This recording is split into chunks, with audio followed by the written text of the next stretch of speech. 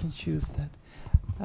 When did you join the 1996. 1996. And how come you choose to start work in the NGO? Well, this is exactly the question a fisherman asked me long back in Brazil. He said, "You are not from a fishing community, you don't go fishing, and you don't eat fish. Why the hell are you working in this organization?" Sorry, I have no answer. Yeah. So. And you have a brief answer? Well, difficult. Yeah. Well, we're looking forward to hear your presentation. Thank you. So thank you very much. I'd like to thank the organizers firstly for inviting ICSF. We've had a sort of long interaction with Swedish civil society, and so it's an opportunity to continue this dialogue, and we really appreciate it. As mentioned, I work with an organization called ICSF that has been working to support small-scale fisheries and fish workers, particularly in the developing world for the past, we're going to complete 25 years next year, so we've been working on these issues for a pretty long time. We've seen many changes, and of course climate change is probably a issue that is increasingly sort of coming up as an issue. So yeah, what I'm going to basically share with you is from a very sort of community perspective, how these things are perceived, how climate change is perceived, and what kind of responses should be there, which are also consistent with the human rights approach. So this is, of course, what we've been hearing all morning.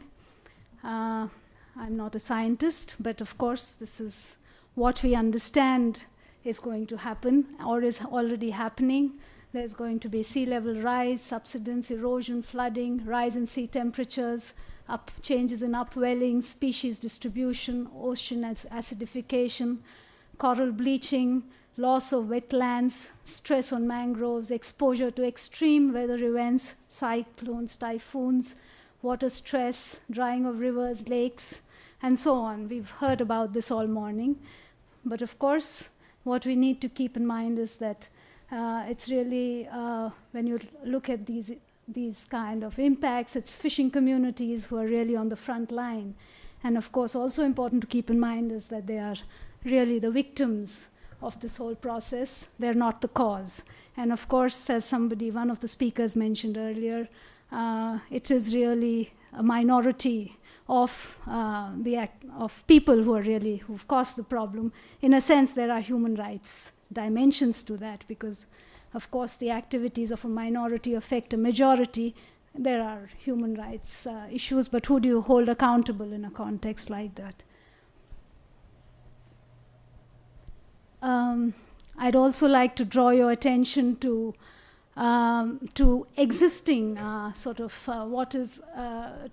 to the sort of situation in the fishing communities we are talking about. And of course, we need to keep in mind that these are communities that are already disadvantaged. There are well-documented sort of issues that are known to disadvantage fishing communities: insecure access to land and fishery resources, exploitation by those who control inputs and trade, moneylenders, poor access to basic services, health, education, roads, competition from industrial fleets. It's true across most of the countries that we work with, trawlers, and the impact on local livelihoods. Pollution of inshore waters, it's a growing issue. Environmental degradation, destruction of mangroves. Again, it's a growing issue due to developmental pressures, industry, and so on. Weak organizations and marginalized in decision-making, and women disadvantaged in very specific ways. So I think I'd like you to keep this context in mind when we discuss climate change. Because I think, and this is really what I think is the central sort of message which I'd like to sort of stress on, existing vulnerabilities are likely to be exacerbated by the effects of climate change. Because in a context where communities are already disadvantaged, we have this huge implications of what additionally could happen. And of course, we know that when communities are already very disadvantaged, this will have many more major implications. We saw post-tsunami, for example, in India. It was really the poorest communities who suffered most, because, of course, they are already very disadvantaged.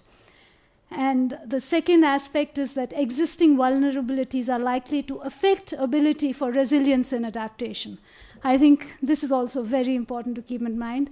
Communities who, for example, have very poor access to education and health, how do they diversify their livelihoods? How do they sort of get into other income opportunities? So I think we need to keep this in mind. Climate change does not operate in a vacuum. It operates in a very certain context. And this context is very, very important for us to keep in mind. And I think anything, and I think I draw on what Eddie said, anything we do cannot, it has to address existing issues while also keeping in mind climate change issues, because that is really, and again, this brings us back to this whole issue of coherence. You cannot have climate change policies apart from policies to meet Millennium Development Goals, for example. I think there has to be coherence between biodiversity policies, MDG policies, climate change policies, because that is really the most sensible way to operate. Looking at the human rights issue, I think it's the UN Human Rights Council also looked at the connection between climate change and human rights in 2009. And what has been they've put together a very detailed report on this. And of course, what they highlight is that policies adopted for dealing with climate change should be coherent with overall human rights objectives. They should protect, promote, and fulfill rights to life and health, food and water, housing and property, a healthy environment, culture. And actions taken to minimize and adapt to the effects of climate change must not infringe upon human rights. I think these are very important guiding principles when we are talking about what kind of policies we need to adopt in dealing with climate change. We should promote human rights and certainly not infringe on people's human rights.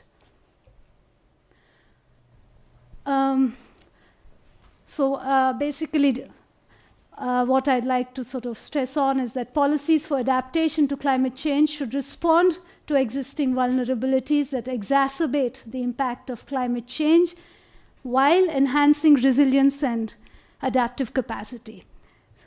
Basically, addressing the whole set of vulnerabilities that communities are exposed to already. And I think those of you who are not familiar, but there has been a long process of small-scale fishing community organizations and fish worker organizations, and they did come out recently in 2008 with the Bangkok Statement, and very recently we had another workshop on where the shared gender agenda, which basically sets out the kinds of actions that need to be taken to support small-scale fishing communities. And I think these are important statements that have come, which should provide guidance and sort of pointers to the kind of actions that are needed, even in a climate change context, to help adaptation. So,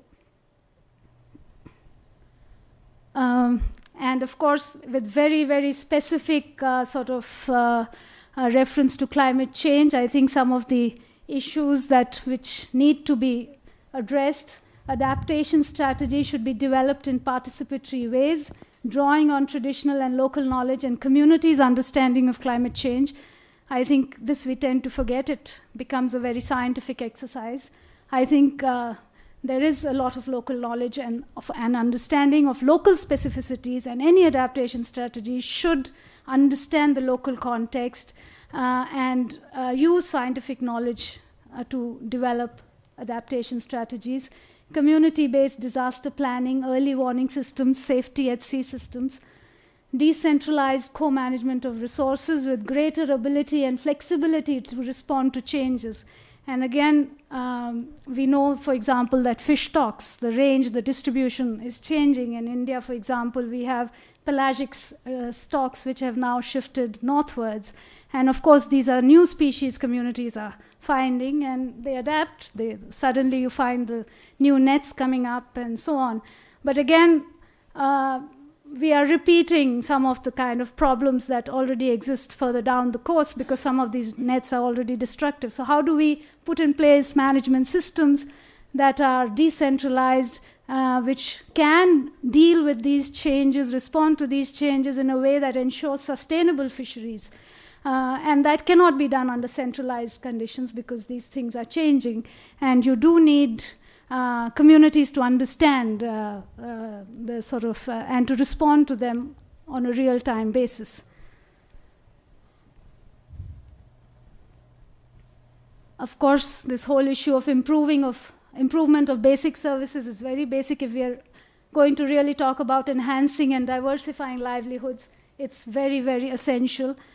We need access to information, critical accountability mechanisms in implementation of measures and policy, accountable also to communities and to civil society, and funds and other resources for adaptation and resource management also to be available to communities, because I think they're really in the front line and best adapted to actually respond to some of these changes in the most meaningful manner. So basically, efforts should be to improve socioeconomic well-being, secure roles in decision-making, improve resource management, thereby enhancing the adaptive capacity of communities. And I think I'd also like to stress on this other aspect. Policies for adaptation and mitigation should not violate human rights of already disadvantaged communities. Today we hear lots of things being proposed, and each of these have implications for human rights. We've just heard about mangroves as blue carbon sinks, mangrove conservation under RED funding, construction of coastal defenses, geoengineering solutions, relocation of populations from low-lying areas. Nuclear energy in many parts is being promoted as something which is which will help reduce emissions.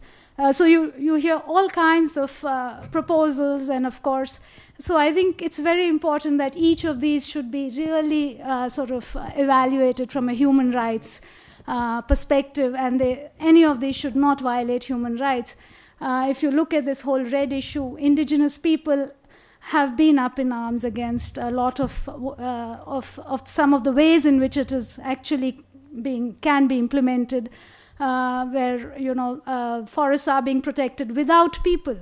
I mean, we don't want the same situation happening in mangrove areas. I mean, the basic principle should be that it is with people, for people, and should benefit people.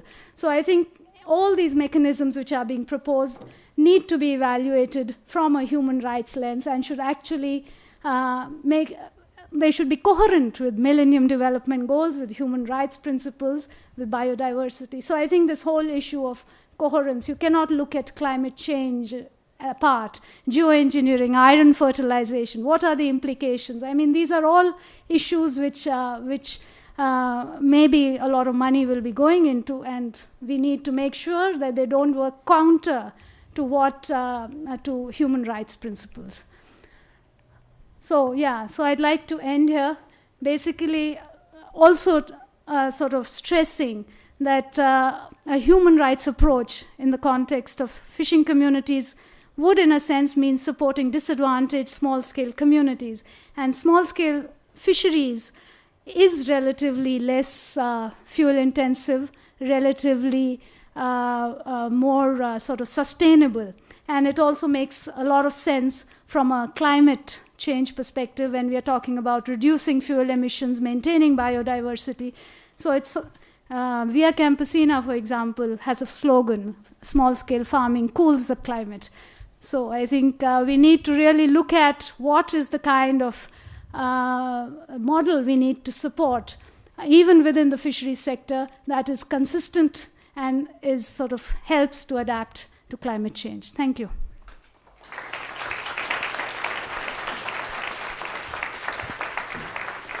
Thank you very, very much, Chandrika. You added another dimension, I think, by putting into the human rights perspective as well. But by that, I think you didn't make the picture more complex, rather more holistic, which may be very, very important. Why do you think that this the human rights approach to climate change is so important and needed?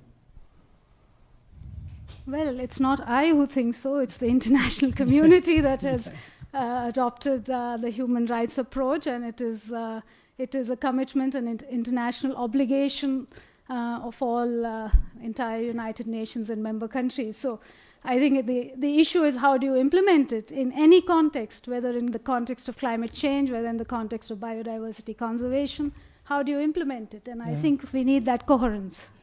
But maybe I should say, how do you think we could use that to work with climate change, to raise the issue around climate change? Well, I think